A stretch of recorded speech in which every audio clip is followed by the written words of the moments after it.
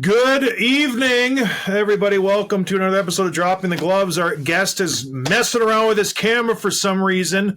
Matt Duchene joining us here all the way from Dallas. Matt, how are you doing? Good. How are you guys? Good. We've been playing tag the last. Yeah, we have. It seems like 2 years on Instagram. What's going on? It feels like it, eh? Yeah, it does feel like it. So, how's it going? How's life?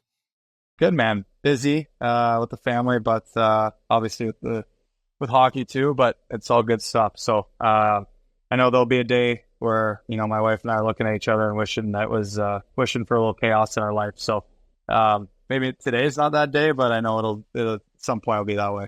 So what do you have? How many kids? How many dogs? How many wives? What are we looking at? Just the random number of wives. Probably too many. No, just kidding.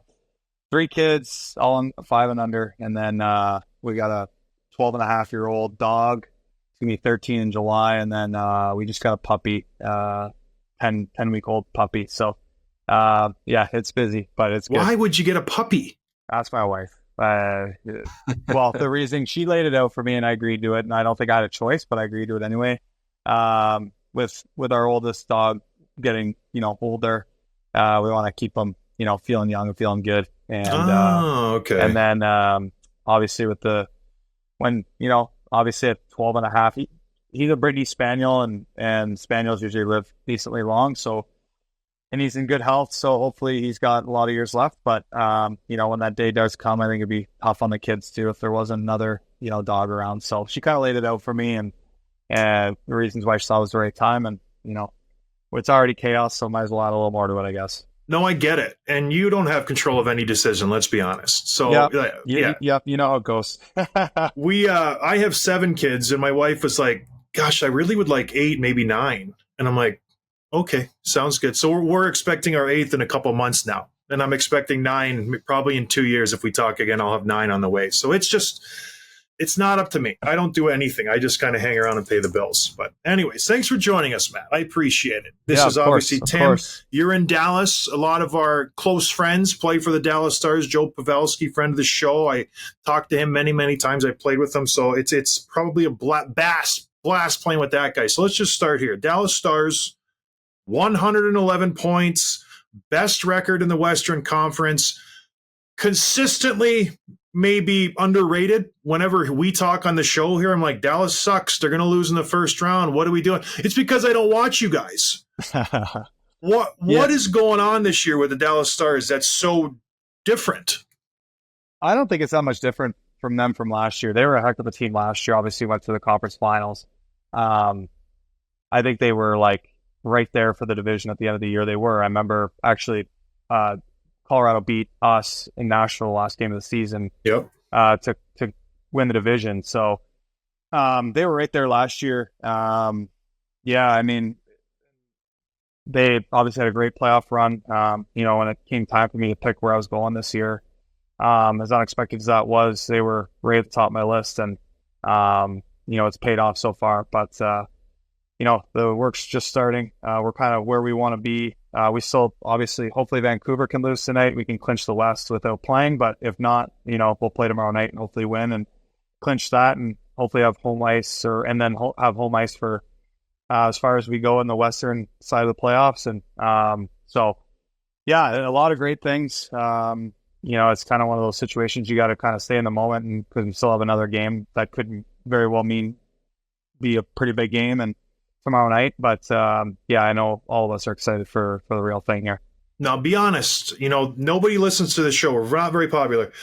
Is there a part of you that wants Vancouver to win out so you can play those bastards in Nashville first round? No, tell the truth. Honestly, I've played long enough now where it's kind of like, no, I'm kind of over that stuff. You know what I mean? Like, I just want the Stanley Cup, and honest to God, I mean, I have so many close friends there still, and if we play them, obviously we'll try and kick their ass. But if we don't, then it is what it is. So, but for me, honestly, I can honestly tell you, there's no. Yeah, I mean, if we played them, probably there'd be a little bit of added, excitement to Incentive. try and Yeah. win. Yeah, for sure. But at the same time, that's not the goal. The goal isn't to win, the first round of the playoffs. The goal is to win, 4 rounds of playoffs. And that's where my sights are on. And that's the only thing I really care about right now. And, yeah, maybe that'll be a little bit, nice, I guess, after what happened. But at the same time, I mean, I love those guys there, and Oh, of course. still tight with those guys, and coaching staff too. Everybody, the GM, the ownership, everybody, the stick guys. Yeah. Yeah. But yeah, I mean, we'll see what happens. Tim, they did a study, and they just, analyzed people's verbiage and what they say. And they said when people say honestly a lot, it usually means they're lying. And Matt, your answer there, honestly, it says a lot. It says a lot. And that's okay. I don't say honestly unless I mean it. I promise you that. I'm a terrible liar. So if I'm saying honestly, I'm not lying. I'd be avoiding that word because I wouldn't be too honest about what I'm saying. That's so funny. But anyways, back to the Dallas Stars in this year. You've been on some good teams. Obviously, you've played for the Colorado Avalanche. You were there at the start of their whatever they did with all the young players. Then you moved on to Nashville. You played for Ottawa for a little. You bounced around, but now you're on the Dallas Stars. Good players. Can you tell a difference between like a good team who's going to be a contender and a team like you guys are on right now? It's like, we want to win the Stanley Cup. Yeah, honestly, there it is again. Yeah. So sorry. I guess I say it a lot. Now I gotta watch for it. But I haven't played on as many good teams as I'd like. I've only been past the first round once. And every time except one time I've been in the playoffs, I've been the 8th seed, been a part of that. Wow. The Blue Jackets, when I was with them for that post deadline, that was the best chance I've had to win. That's the year we beat Tampa in the first round. Mm-hmm. And we had a heck of a team. I think, when we played Boston and lost to them, we kind of felt like, man, we just might have missed a chance at the Stanley Cup because we had a heck of a team. I would have put us up against anybody that year. We were a wild card team, but we weren't. If you go back and look at that roster, and we weren't really a wild card team.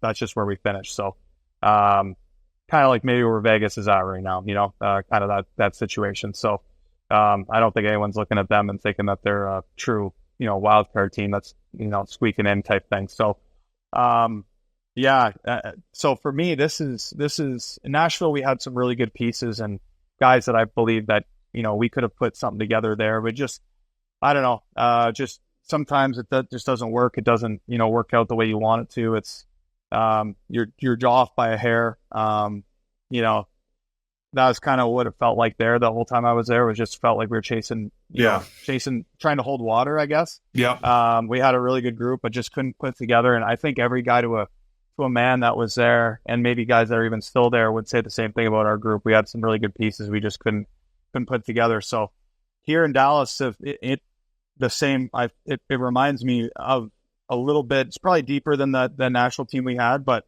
the depth reminds me of the Columbus team that I was on. It's deeper even still than that Columbus team, but then this team's been able to put it together and they've proven it in the past. So it's not like they're going through things for the first time. So for me, what I love about it and what's really fun is seeing, the hunger on guys' faces every night from day one of camp till now. Mm-hmm. And that hasn't changed. It's been a team that's been on a mission all year. And we're very, like you said, we don't get a lot of, maybe looks or hype or whatever. We've kind of quietly went about our business and we're fine with that. There's not, the attention that we want is the attention that you get from winning. And if we do what we are capable of, I think a lot of people are going to be, it's pretty cool once you see a team win, how much, how many people start following that team and becoming fans of that team. And you go on the road, you play on the road, and there's more jerseys in the stands and all that sort of thing. And I noticed that from, when I played for Colorado, we were struggling. And then now after they've won, they come in our building, you go somewhere. I've played them with multiple teams since, and there's more of those jerseys than there used to be when I played there. So I've noticed that obviously Pittsburgh, I mean, think about Pittsburgh, what they've done, right? So they've continued to, I think that's that. If we want notoriety, that's the kind of notoriety we want. And we're okay going in a little bit under the radar and quietly going about our business. And all eyes are on the Stanley Cup playoffs, and that's where you want to, you know, make your hay. And if you are, I guess that's the positive attention that you want if you are looking for that. Can you talk a little bit about the chemistry of your roster? Because I was looking at it this morning, and I don't know if there's a better team that has such a solid leadership group with you and Pavelski and Ben and all those guys, but all the young superstars that are just coming into their own and just playing out of their mind just on a nightly basis at this point. And then on your line in particular, playing most of the season with Sagan and Marchment, what makes that line work so well, and how do you kind of see yourself fitting within that line? Yeah, I mean, we were really, really hot. I think we had the best numbers of any line in the league before Sagan got hurt. He was out for a few weeks, and we had a little bit of a revolving door on our wing with Marchment and I. He and I weren't playing. Maybe hit a bit of a lull there. Weren't playing our best, and then Sagan's come back. We've had some good ones. Anyway. It's just been and every one of our lines has kind of had that kind of lull or kind of up and down and whatever, and that's kind of why all the numbers are where they're at, and which is okay because I mean no one's playing 20 minutes. Everyone's playing about 15, 16, which if I was around that in other places, it drove me crazy. But because when you're sitting on the bench, you're watching amazing players go out there and do their thing. It's just kind of like it's a next man up kind of mentality. And it's something we talked about at the start of the year. You know, our team kind of motto or slogan has been, you know, a little less for a lot more. And we have a flag with that, with all our signatures on that in our dressing room. And it's something that to a man we bought into. And so you don't mind playing a little less, maybe producing a little less if it's going to add up to something. Everyone, it makes it pretty easy to park that. And when your team's winning and is this good, and it's really paid off. We're very, very well coached. And then, like you said about, you know, the veteran leadership. I mean, John, you brought up Pav. Like Pav is, I mean, you know him. He's awesome. I mean, he's a great guy to hang out with, have laughs with, you know, have a few beers with, go golfing with, talk about the dumbest stuff in the world like we all do in the room. But then, like, he's a gamer. He cares a lot. He works out his game.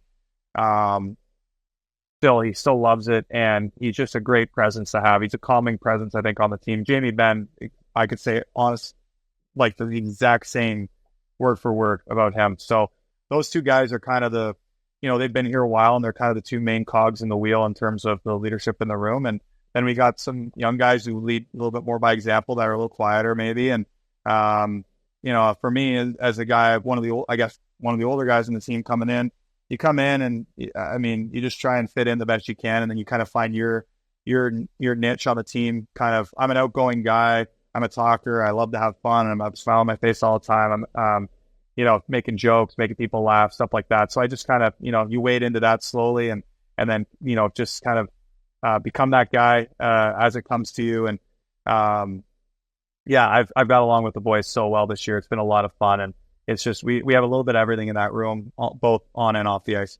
I was actually just going to ask that because I bounced around myself, but I was never you. Like I'm a, you know who I am. So what's it like going into a team and you're a star, like you're a stud, you're expected to perform, and you have an outgoing personality? Is it nerve-wracking going in and you don't want to step on people's toes and be like, bitches, I'm Matt Duchene, like give me some room? Or no, do you like I'm do you not have that to kind play of guy? No. You know what? It's not hard for me to do that because I as a young player, you know, you learn the hard way, you know, young guys are kind of to be seen and not heard, especially in the old NHL. And I made all those kind of mistakes when I was young, and because I had no idea. I mean, how can you? I was 18 when I came in. I had 2 years of junior experience, right? And crazy, yeah. Like you just have no social experience that way in a locker room, and you learn some hard lessons, figure things out. And you know, I had some people along the way that helped me out. And but now at this point in my career, and I'm kind of at that point where you understand how to go about it, and you come in, you kind of observe at the start, and then you kind of let your personality come out. And I just want to be true to myself. I don't want to pretend to be anything I'm not, and be phony and I can't.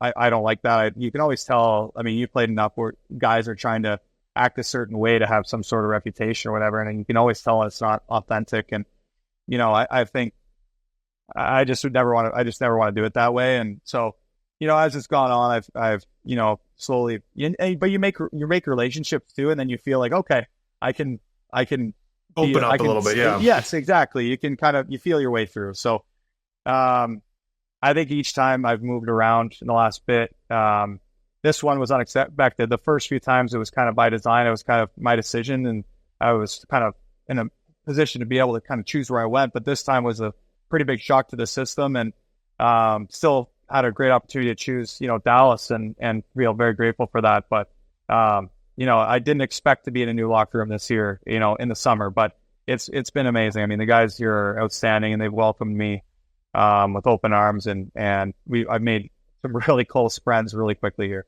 Well, let's talk about that, because you've mentioned it twice, and I want to just touch on it a little bit. The Nashville Predators, you played well there. You had your best season in the NHL statistically, 43 goals, 43 assists, 86 points in 2021-22. Had a great year last year too. Going into the off season, you said you didn't expect it. What happened? Was it just out of the blue? You just got to call your agent? Yeah, my agent texted me. My wife read it, came up and told me, and I had a meltdown. No way. I found out 20 minutes before everyone else would have. You know what? I kind of chalked it up to just, and you've been around enough that you know how it goes. A new GM comes in, wants to revamp things, and it's not like I was the only guy that got shipped out. I was the last one, I guess. And when Joe Hansen got moved, I thought he and I were part of the plan going forward, and he and I are very tight. When he got moved, my radar kind of went up, but I still wasn't really expecting anything. So, but honestly, at the end of the day, it's as much time goes on, and you still sort through the emotions of it, especially because of how committed I was to that franchise. I mean, when I decided it was time for me to move on from Colorado, that's where I wanted to be. I wanted to be in Nashville. I believed in that team. I believed in that city, that franchise, the fans, everything. That's where I saw myself, kind of being the rest of my life. And I, at this point in my career, that's still the plan, to be home when I retire. So I still have tons of friends there. So it's not when I go back there, it's not like it's not like I want to walk out on the ice and flip everyone the bird or anything like that. Like, it feels like home. And so there's a lot of bittersweet feelings towards it still. But at the end of the day, I think I've just realized I think it was the first time in my career I really understood and really got a bitter taste of how tough this business can be. And it's a business, yeah. It's such a business. And, someone comes in, they don't think you're the right fit for whatever reason. They want to go a different direction, revamp, do this, do that. And there's a lot of, really good players and really good people that got shipped out there. So at the end of the day, you try not to take it personally, you try and just look at it as a business. And, they've had a good year. And, not to say that might not have been the case had we kept that team together. We obviously made the playoffs every year except last year that I was there. So yeah, it's not like it was like we were bottom of the league and underperforming. There was a few years there I think could have been better for me on the ice, but like I told you, it was a tough situation. It just felt like we were trying to hold water at times. It just didn't, for some reason, just didn't click. So yeah, that's kind of my outlook on it. And for me, it's just, there's days I think about it and there's times I think about it, and, you're a little upset about it, but at the same time, God has a plan, and I'm a Christian guy, very, very faithful guy that tries to, as much as we all fail as people, try to put my faith in a bigger plan. And I just believe this is where I'm supposed to be right now, and I'm just trying to make the most of it. All right, this interview with Maddie's going great, but before we go too far, let me tell you about AG1, everybody. This is something Tim's been doing for over a month now. I've been doing for over a month now, and we absolutely love it. My skin is flush. I feel so good. I drink AG1 every single day. It's a beautiful nutritional supplement. It works well in my schedule. I take it in the morning before I get any food in my belly, and I feel right away. I feel better. I feel like a superhero, Tim. It's fantastic, and I'm not one to take vitamins or any of that stuff. So this is huge for me. I can get everything all in one gulp. I drink it. Our partners at AG1 are fantastic. They've been sending us all this junk, and it's doing great. And you know what I love the best, Tim? I love that little vitamin D3 K2 little vial. I feel like I'm a scientist. I put a little drop in my tongue. It's so good.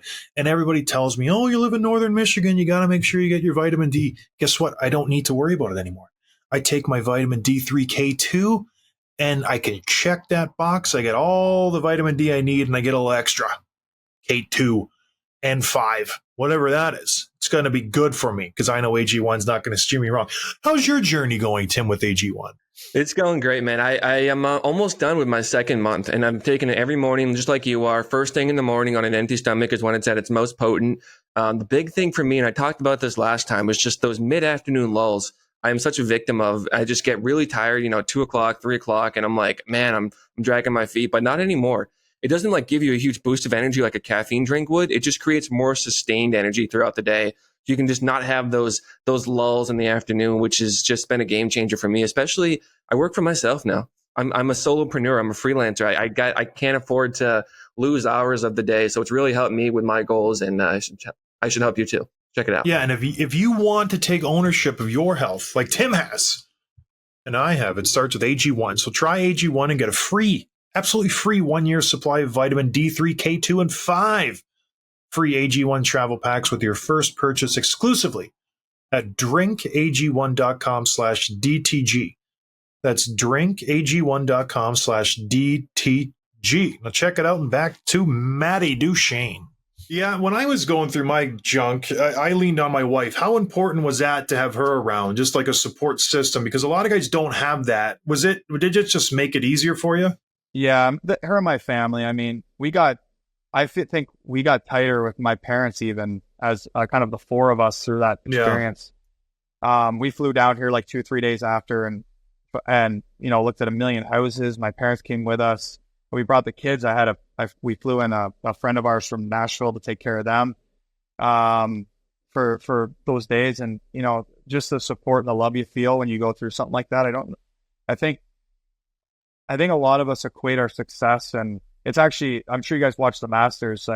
I'm hearing Scotty Scheffler talk about his identity and right, yeah, and the way he looks at himself is pretty admirable. And on one hand, you could say, yeah, well, it's easy to say that when you're the best golfer in the world, but at one point he wasn't. I'm sure he was still that guy, and that's the type of outlook I'm trying to have, where it's like, what are my priorities? It's my faith, it's my family, and then it's what I do for a living. And I think through that situation, as hard as it was and as emotional as we all were, I'd cry, then I'd stop, then my wife would cry, and then I'd have to help her. Like it was kind of a back and forth, and you realize that how much more of what you are than just a hockey player, and that's still something that when you go through a slump, you forget like that. But at the same time, that was a great experience for that. I think we got closer as a family through it, and the love I felt from them and my friends, and just the amount of people that reached out to me, like from around the league, and just people that I hadn't talked to a ton that called or whatever. And even I did not. I apologize. Yeah, you're good. You're good, man. Sorry. I next time it happens to me, I expect a call though. that I jumped on here, but then everyone from the inside the Preds organization, I got a call or a text from literally everybody, and felt the love there too. So that made it a little easier too. So yeah, I mean, still, like I said, it's still something I'm sorting through, but very grateful to be a Dallas Star and really excited for the season. I think you landed it. I think you landed in a pretty good spot. Quickly, why Dallas? Because you said you could have went anywhere, and obviously it narrows down. Yeah, it wasn't everywhere, but you had a few teams. But why? Obviously, the Stanley Cup opportunity there. But was there any other teams that were dipping their lure in the Matt Duchene waters? I was really fortunate. I had some really great options, and I'll be honest, they came at a time. They came quickly after the news kind of broke, and I was not in a place to even I bet. Thinking about it. I was trying to still stay in Nashville, whatever I could do to stay there, even though I was on like waivers for getting bought out. I was still trying to talk my way back into that situation, and I didn't even I would have gone back and faced whatever it had to be at that point, but then I realized, okay, I got to start thinking about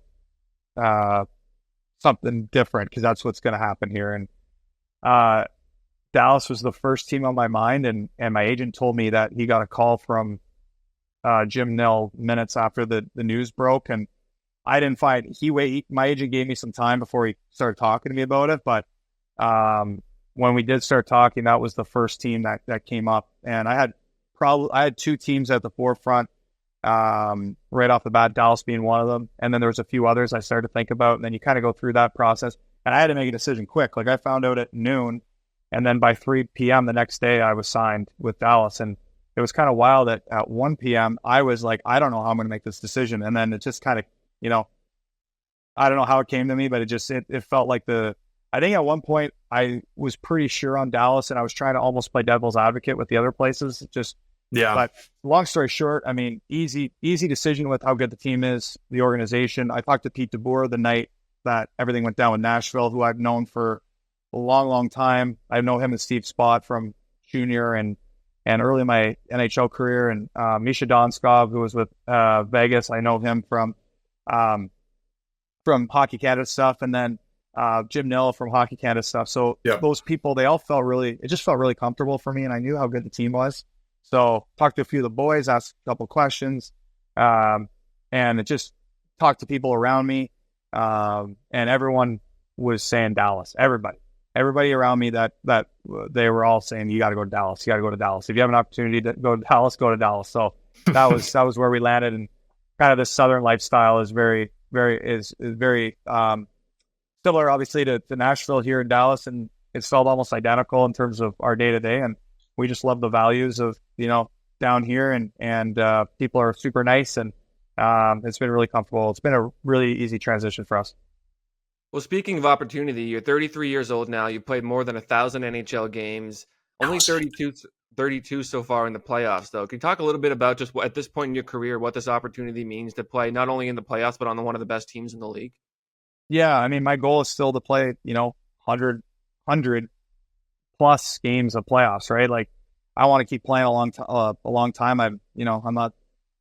I hate when I hear that I'm 33, because it always means there's more behind me than ahead of me, but that's the way it is. And like everybody says, I remember listening to some of the older guys when they were retiring saying how fast it went. I couldn't believe how fast it went. And when you're 22, you're like, whatever. And then now here I am 33, and you're like, yep, they were bang on. So yeah, I haven't played nearly as much playoffs as I've wanted to. Like I've told you, I've only been past the first round once.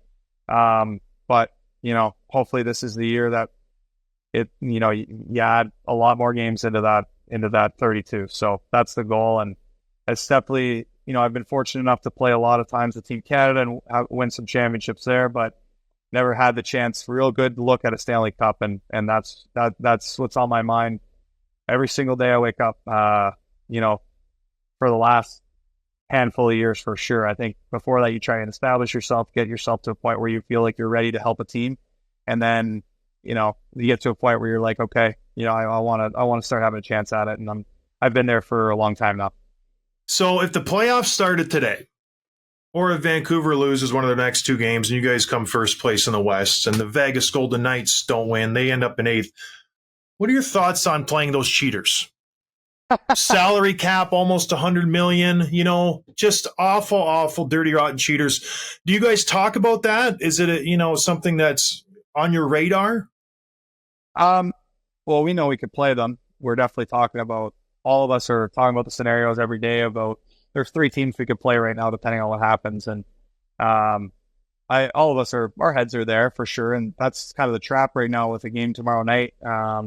Like I said, hopefully Vancouver loses tonight and we don't have to worry about it. But they'll probably take care of business. They want to win just as much as we do. They want to have the first seed. So I think that at the end of the day, we haven't really. I know there's some guys that want to make up for last year. That was the team that beat the Stars in the conference finals. And anytime you get beat by somebody, that kind of becomes the dragon to slay, so to speak, or that team that you want to beat. And there's whether we play them in the first round or not, there's a great chance we would see them down the line. So I think right now, I love when we talk about it, how everybody to a guys like, doesn't matter who we get, we got to take care of business. And, it's a very business workman-like attitude in that room. And there hasn't been much talk about I think at the deadline, everyone was like, how are they doing this? But, that's within the parameters of the rules, and they're figuring a way to do it. And why not do it, right? If you can do it, why not do it? So maybe there's a change in the future where, we make sure that there's a salary cap in playoffs, but at this given time, there's not. And they made some great moves. I mean, that Hurdle trade makes their team a lot better. So he's a heck of a player, and they're lucky to be able to land him. So Hannafin as well. So that's a tough any round matchup. But like I said, in this league, you gotta beat the best to be the best. So at some point, if we want to win the Stanley Cup, we're gonna have to beat some damn good teams. Do you feel like Tyler Seguin is a little bit selfish to not get hurt at the end of the year, so you could pick up Thomas Hurdle? I don't know if that was ever going to be a thing that we would do, but I don't know what conversations were had. But I had to ask. I mean, we were wondering. I mean, as teammates, we were like, "What's going to happen here? Is this going to be one of those situations? Maybe if the right opportunity came up." But again, we didn't really have. We felt. I'm sure everybody felt like we didn't have many holes to fill. I mean, we added Tanev, and that was a guy that all of us have been talking about since November, and being able to land him and do it the way we did, not giving up a ton, was an unbelievable trade for our team. And he's been everything he was advertised as a player. He's been awesome for us. So he definitely came in. Listen, Mark Stone's done this 3 years in a row, and I don't even know where your spleen is in your body. So I couldn't even tell you how you hurt it, and he's miraculously skating right now. I know you can't say anything, but to me, I'd be a little upset. I'm like, okay, really? Your spleen? Now it's better? We'll see what happens. Usually they have to remove it, I think. I think they take it out. Yeah, Peter Forsberg had that back in 2001. I don't know if you remember that, but they won the cup, and he didn't play the whole playoffs. He ruptured it in round one. So, that's the only reason I know what a spleen is from when I was a kid. And point to it in your body right now, because I have no clue where it is. It's somewhere in your stomach. That's all I know. I don't even know this general area. Yeah. Unbelievable. All right, I know we don't want to keep you too long. You gave us a half an hour, and we're approaching that quickly. But I just want to bring up, do you remember 2016? Of course. You went to the All-Star game, and I was there too. And do you remember chasing me when I went shelf? Yes, I do. Here's my question, and be honestly honest, because I know you're an honest guy, and you wouldn't lie. Try to be. Were you giving it like 80% at least on the back check? Were you trying to strip me? Here's what I'll say about that, because one of the reps came up to me after and like kind of gave me a pat or whatever. And I will say, so I got up near you, and I mean, you were a rangy guy. You had a long reach. Damn right. And especially then, I was using a stick that was like 3 inches shorter than I have now. And I remember I was in a weird spot. I'm like, okay, do I be kind of a hero and lift this stick and take the puck? Because like, no matter who you're going on, you're back checking your ass off, and in an All-Star game, it kind of looks funny, right? But I was there, and I'm like, and then I was like, I got to kind of take it, and then you shifted over and went cheese before I could take it. So okay, I will say that it wasn't. Was it the effort I would have given in Game 7? No, but it was not like Game 3. I would have given in like, it was more than the effort I would have given in like a pre-camp scrimmage. I will say pre-camp scrimmage. I thought he was going to say preseason game, Tim. Okay, preseason. He gave me a pre-camp scrimmage with his buddies. You still had to score though. It doesn't matter. You did go top cheese, and I remember seeing that. I went, "Whoa, that was sick." So, honest to God, that is exactly what happened. I was like, okay, I'm going to take this. And then you kind of shifted and went upstairs before I even knew kind of what happened. And it was like, okay, that was pretty nice. Because I felt like I had you on my hip, and I was like, I'm reading where he's going, and I just dangled you. Your hip was at the blue line and your stick was at the dot. So like, you know what I mean? Like you had that height and range that's, okay. Yeah, I could be on your hip all I wanted. I didn't really have a chance at it. Were there tears with the wife after that loss? No, not that one. No. Okay. just wondering. It was a big game. Big game. Man, I love how it turned out. I wouldn't change it if I could. Were you annoyed? Was that your first All-Star game? No, it was my second one. That was my first. Were you annoyed by all the attention that I got? My jersey's right there. I really hold on to it. Why don't you have a frame, man? I don't have any. I know. You know how much You those gotta- cost? No, let's send it to somebody You? will do it for free for you. Who? I mean, I'm not paying for it, but you could send it to Fanatics or someone. They'd do it for free for you. Have for you sure. seen their jerseys? I'm not letting them touch that thing. Not a chance. Well, now you're definitely not getting it framed. I know. We're not going to do that. All right, Tim. Let's get Matt out of here. We do a rapid fire here on our show, and Tim's going to fire some questions, but you have to be honest. Okay. I will be. I told you. First thing look at the sun setting in the background there. It looks beautiful in Dallas. Yeah, the weather is awesome. It's about 80 degrees today. It's been really, really nice. How often do you have barbecue? Not as much as we'd like. Are you talking, do we barbecue or do we have barbecue? I guess both, because Dallas is known for, barbecues and that sort of steaks. Steak, but barbecue not as much as I would like. It's not really on the not really the best thing to be eating during the season, but my wife she cooks some stuff for the kids tonight on the barbecue, but we're pretty much just trying to survive most of the time. She tried to. No, she did a great job for the kids. I just didn't have any. She made some for the kids, and I actually had some corn. She made some corn. It was really good. Oh, look at you. Corn on the cob. Lovely. All right, Tim. You go ahead, Tim. I'm stealing your thunder. All right, rapid fire. Who do you spend most of your time away from the rink with on the team?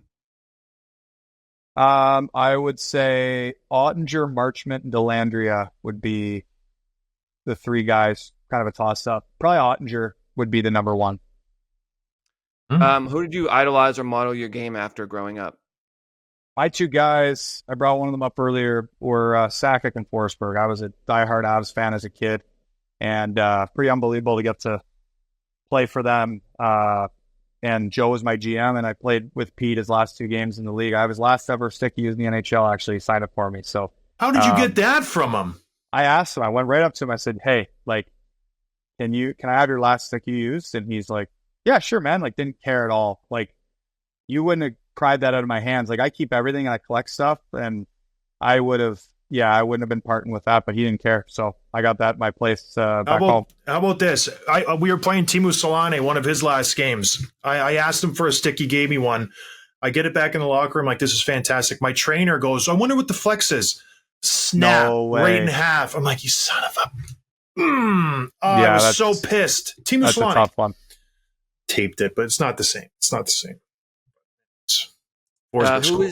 Who's the hardest defenseman to play against?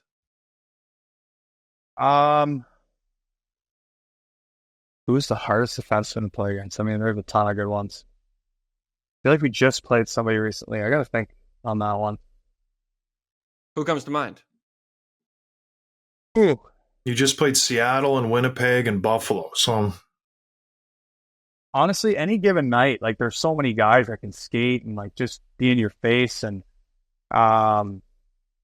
annoying, just annoying guys to play against. But a guy like Devon Toews sticks out. I played a lot against him in the series against them a couple of years ago. Seen him a lot in the division. He's just a great skater, always in the right spot. Yeah,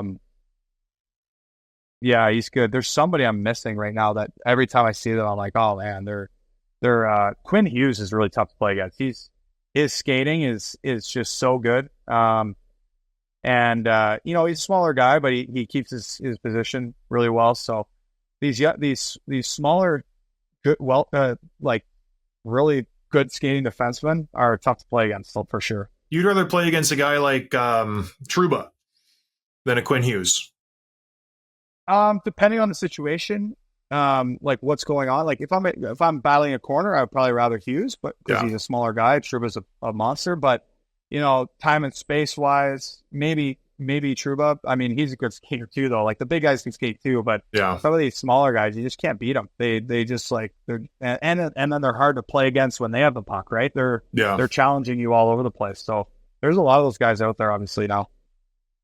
All right, two more questions. First is a fill in the blank. Miro Heiskanen is a top what D-man in the NHL? 3. Everybody? Yeah, he's so good. He doesn't put up the numbers that you would think. 5 on it. There's so many good ones now, but yeah, like for me, he's top 3 to 5 all day long. I mean, those guys are, for me though, are all interchangeable. Makar might be the one guy that's kind of separate himself, but then they're like kind of 2 through 7 are probably interchangeable night to night, and he's in that group as well. So Yossi, Fox, Hughes, Yossi, Fox, Heiskanen, there's a lot of really, really good defensemen out there right now, and Miro is as good as anybody on any given night. All right, last question. We have a lot of young kids that listen to the show and families. What advice do you give to young hockey players who want to develop their game and get better at the sport? Yeah, I think probably similar to what John would tell guys too. Like, if you love it, this is always what I say. If you love playing, work as hard as you can at it, and try and get as good as you can at it. Because if you get to do it for a living, it's a blessing. As hard as our life is day to day in terms of the mental stress and the pressure and all that kind of stuff, that it's such a blessing to do this. I mean, the pros far outweigh any of the cons, and it's the best game in the world. And if you're good at it and you love it, why not go for it, right? I have a couple more. Who on Nashville do you not like? Like just anybody in general? Just one or two? I will tell you, all those guys that I played with. Again, most 3/4 of that team's gone now, but we had an amazing group there. I was tight. I was pretty tight with everybody. Whatever, Matt. I don't care. And then you're going to be a UFA. Do any where are you going to sign next? I mean, I'd love it to be here in Dallas. Okay. This has been awesome. So we'll see if it happens. And I'll definitely, it's definitely on the top of my priority list come postseason. After the Cup parade, of course. Heck yeah. All right, Matt, we'll let you go. Thank you. It's already twilight there in Dallas. I appreciate it, man. Sorry for being a pest on Instagram. No, you're all good, man. Yeah, it's great to jump on with you, and good to talk again. Yeah, you're a gem. We'll be in touch. Good luck going into the playoffs, my friend. Thanks, guys. Appreciate it. Matt Duchene, everybody. Have a good one. Cheers. Thanks for listening to Dropping the Gloves with John Scott, a member of the Nation Network of Podcasts. Subscribe wherever you get your podcasts from to never miss an episode.